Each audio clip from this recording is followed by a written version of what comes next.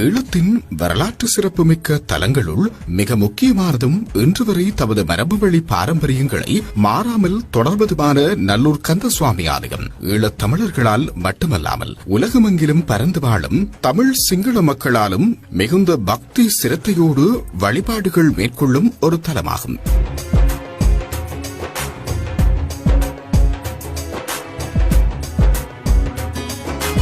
தமிழர்கள் தமது தெய்வம் என்று கொண்டாடப்படும் முருகப்பெருமானை கந்தப்பெருமான் நம் சொந்த பெருமான் என்று அழைத்து உரிமையோடு தங்களது வழிபாட்டு முறைகளை மேற்கொள்வது வழமை.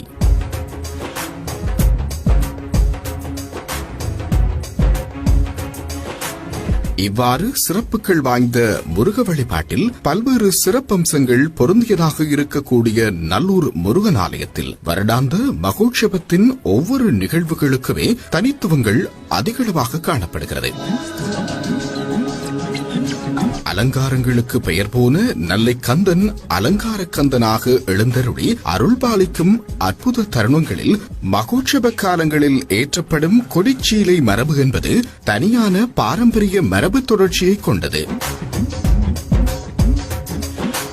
நல்லைக்கந்தன் ஆலய கொடிச்சீலை மற்றும் கொடிக்கயிறு வழங்கும் நடைமுறையினை செங்குந்தர் என்ற வம்சத்தினராலேயே தொடர்ச்சியாக மேற்கொள்ளப்பட்டு வருகிறது. முருகப்பெருமானை தமது குலதெய்வமாக கொண்டு செங்குந்தர் மரபைச் சேர்ந்தவர்களே தமது பரம்பரை விருத்தி வேண்டி முருகப்பெருமானிடம் நேர்த்தி வைக்கப்பட்டுள்ளதாகவும் நேர்த்திக் கடனை தீர்க்கும் பொருட்டு கொடிக்கயிறு மற்றும் கொடிச்சீலையை வழங்கும் மரபு உருவானதாகவும் அது இன்று வரை தொடர்வதாகவும் குறிப்பிடப்படுகிறது. நல்லைக்கந்தன் ஆலய மகோற்சவத்தையொட்டி ஒவ்வொரு வருடமும் 24 முழ நீளம் கொண்ட புது கொடிச்சீலையில் வேலும் மயிலும் வரையப்பட்டு கொடிச்சீலை தயார் செய்யப்படுகிறது. அதேபோன்று கொடிக்கயிறும் 24 முழம் உடையதாக தயார் செய்யப்படுகிறது.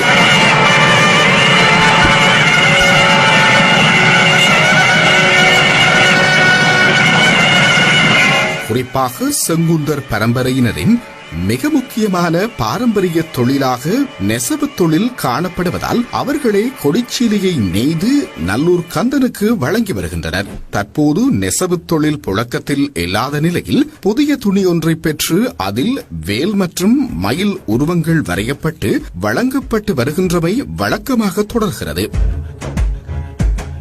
முருகப்பெருமானுக்கு கொடிக்கயிறு மற்றும் கொடிச்சீலை வழங்கும் செங்குந்தர்கள் யார் என்று ஆராய முற்படும் போது சுமார் 2000 ஆண்டுகளுக்கு முன்பிருந்தே தமிழகத்தில் வாழ்ந்து வந்த ஒரு இனமான செங்குந்தர் என்னும் கைக்கோளர் அடையாளப்படுத்தப்படுகின்றார்கள்.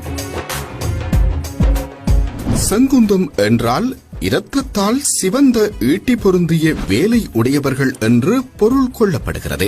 அதே நேரம் முற்காலத்தில் போர்களின் போது அரசர்களின் பாதுகாப்பிற்காக ஈட்டி பொருந்திய வேலை சுழட்டுபவர்கள் என்பதனால் இவர்கள் கைக்கோளர் எனவும் அழைக்கப்பட்டு வந்தனர். செங்குந்தர்களை பொறுத்தவரையில் ஈட்டி மட்டுமல்லாது வாளும் பிடித்து போரிடக்கூடிய வல்லமை பொருந்தியவர்களாக இருந்தனர். அதன் காரணமாகவே மூவேந்தர்களின் ஆட்சி காலத்தில் அவர்களின் நம்பிக்கைக்குரிய படை வீரர்களாகவும் பணியாற்றியுள்ளனர். இவர்கள் குறிஞ்சி நிலப்பகுதியில் வாழ்ந்தவர்களாதலால் முருகனை தமது குலதெய்வமாக கொண்டிருக்கின்றார்கள்.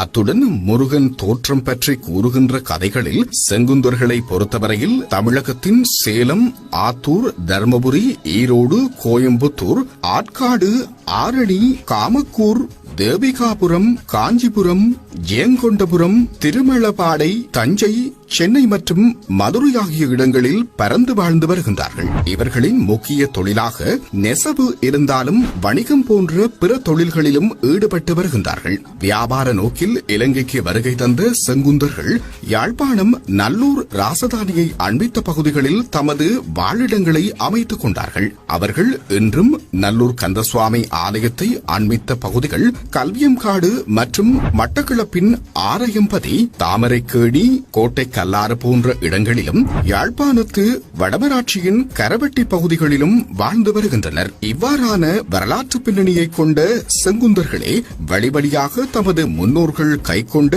நடைமுறைகளின் அடிப்படையில் இன்றும் தமது மரபு வழி மாறாமல் நல்லை கந்தனை வழிபட்டு வருகின்றார்கள். இந்த மரபு தொடர்ச்சி கூட அலங்கார கோலம் காட்டி அழகு கொண்ட முருகனின் அழகில் இப்படியான மரபு தொடர்ச்சி இருப்பதும் அழகான விடயம் எனலாம்.